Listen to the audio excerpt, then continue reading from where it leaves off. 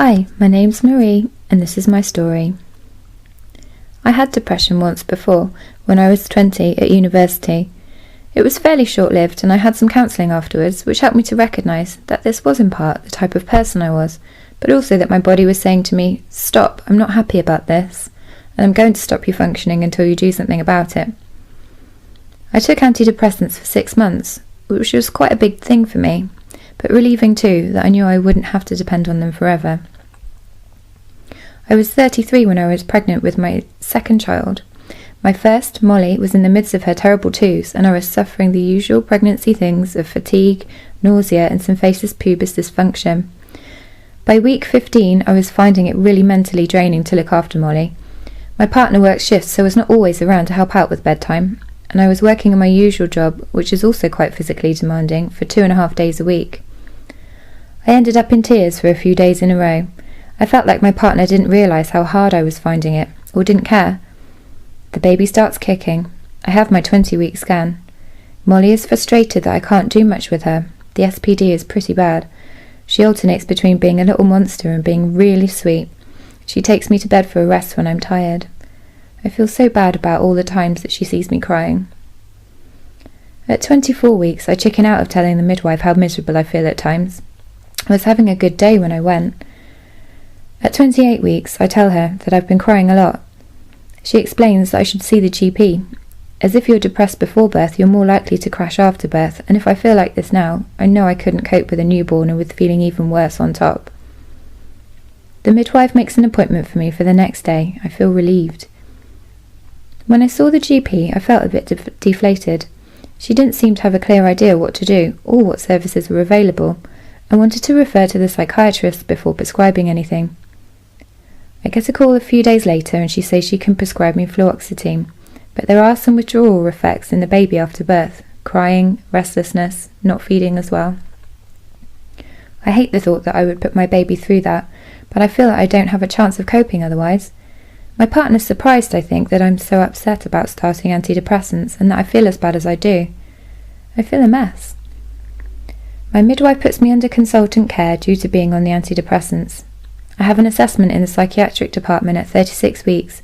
Things are feeling much more under control, but I ask them to check if I need to change medication for breastfeeding.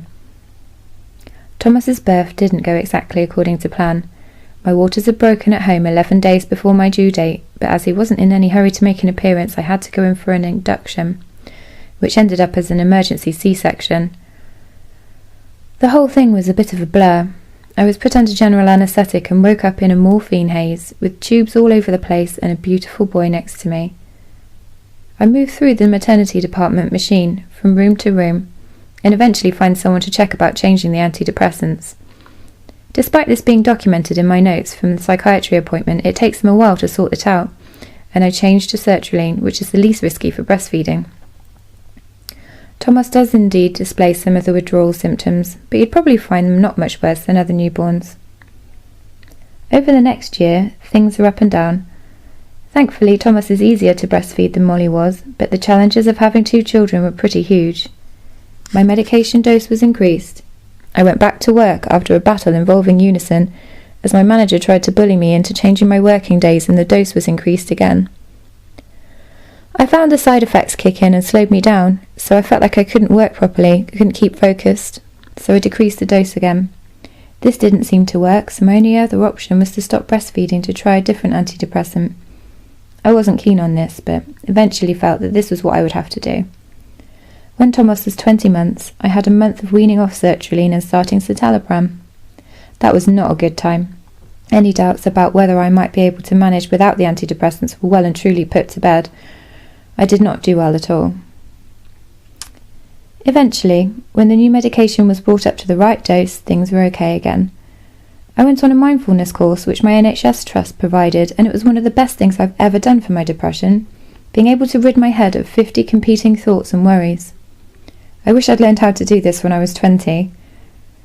Now Thomas is 2, and Molly is coming up to 5 years old. I still feel like I'm fighting an uphill battle. I'm not sure that my dosage is right, or whether it's just the general situation now, but we're all still here. I've done the best I can, and I don't regret any of the decisions that I made about the medications. Thomas is a sweetheart, and he shows no signs of any effects, whereas I feel certain that if I hadn't taken treatment, things would not have turned out the way they have. I've been open with my friends about what I'm going through, because many of them have been there, too, to a greater or lesser extent. And I've been honest with my workplace too, because I feel it has been important for them to appreciate that people with mental health problems can be functional staff with the right support.